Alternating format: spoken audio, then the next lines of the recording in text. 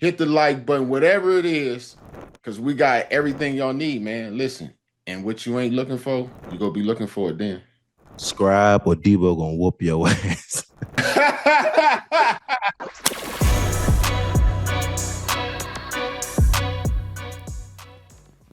So the Bengals, the Mhm. Bengals, sorry, man.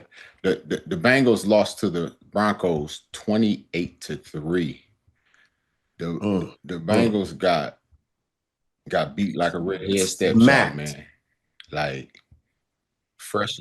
They got Yeah, work, that whole thing was not cute, brother. I think bro. The bang. Go. What you think? dude, it was hell, it was a blowout from the start. You know, they Yeah. got a field goal on the first drive, which was, I believe, 65 yards of, you know, the total of 159 of offense that they had. And then Mm-hmm. Denver went on to score, what was it, 28 unanswered?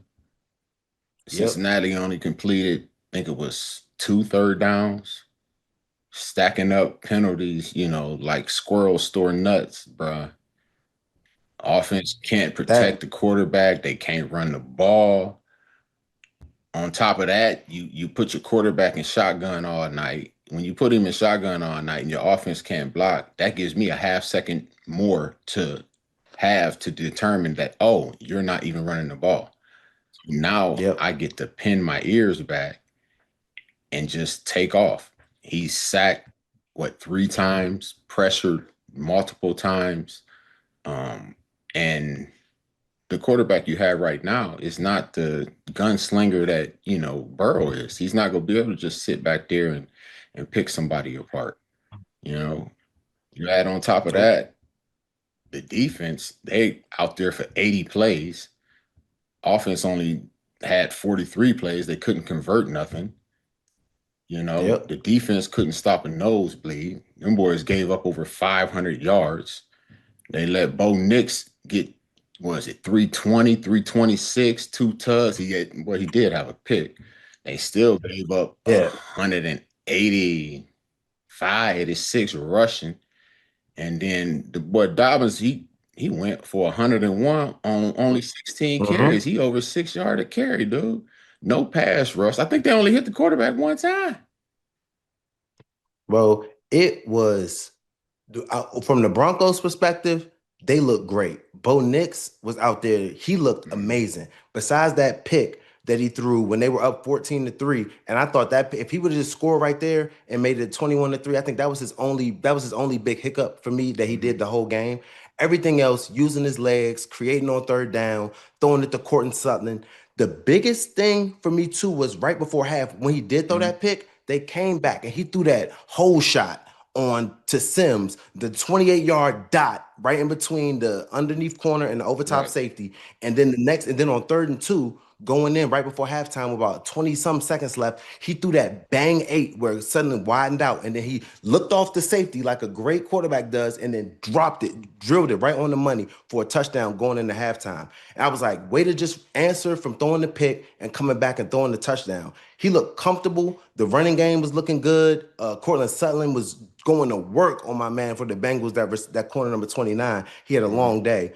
But they just looked like they looked Well, smooth. They it looked can be smooth methodical. when you ain't got no pass rush. You ain't you getting little Oh, resistance. You know what I'm saying? They're I'm a running the I'm gonna give ball. I'm a you When you you can only perform to who you're playing against. You can't make I that's not their understand. bad that they're going against some dudes that aren't, Well, you know he what I'm had saying, a aren't career holding up. day, But so the yeah, defense, helped that. It's when you just have your career day, it's a little, you know, we'll see how he proceeds going forward, but I think the defense helped him a lot with the lack of being able to do anything, to be honest. it was good. It was good. But you can say it was good it was good Broncos and bad Bengals. It could be Yes, both I'll at the give you same that. time. You know what I'm saying? So I think that the like you said, the Bengals terrible tackling. Like being able to just consistently create on make plays on third downs. But like you said too, when your offense isn't helping you at all, when you have so many pre-snap, post-snap penalties where they're just flags thrown all over the place, 13 flags for 101 yards, you're not, I mean, for a lot, you're not going to Hmm. win like that, especially when you can't create any sort of third downs or keeping the ball, creating more Yeah. drives. So, I mean, then they had Jamar Chase and Higgins out there They couldn't with get him the probably ball. 30 Joe yards. Burrow. You ain't got Joe Burrow right Couldn't, there, dude. Like that that's that's what that's that's an I know. issue. That's a huge issue. You know what I'm saying? Especially everything is Mhm. built around him. And when you don't have that, this is the type of performance you get. But as you say, Denver did play. So we go end up getting a chance to see that next week when Denver goes to Philly in Philly, and we go see Mhm. what the defense and offense do then. That'll give us Yes. a measuring stick of, was it as bad Bengals or as good Denver? Good. Yep. Yep. Always good You- to see because like you said, they're gonna be able to carry it into the next week. And like you said, going against a good team like the Eagles, when we see is that run game with J.K. Dobbins gonna look like that? Is Bo Nix Mhm. gonna still be able to be as creative? Is Cortland Sutton gonna be able to get off like he was versus a good Philly defense? You know what I'm saying? Are they gonna be able to like they didn't really go against a offense that week. So with them having 153 total yards, 3 points. Let's see what they do against Philly. Are they going to stop Saquon? They're going to stop Jalen Mhm. Hurts. You know what I'm saying? AJ Brown, Devontae Smith. It's going to be a way bigger test, you know what I'm saying, when they go against a real team. So I know what you're saying, but when they get into the stadium, let's see what they do versus them. Oh yeah, sure. What do you think the Bengals should do? You think they should, depending on how long they're going to be without Burrow, if it's going to be an extended period, you think they need to find somebody to play quarterback, try and pick something up before the trade deadline?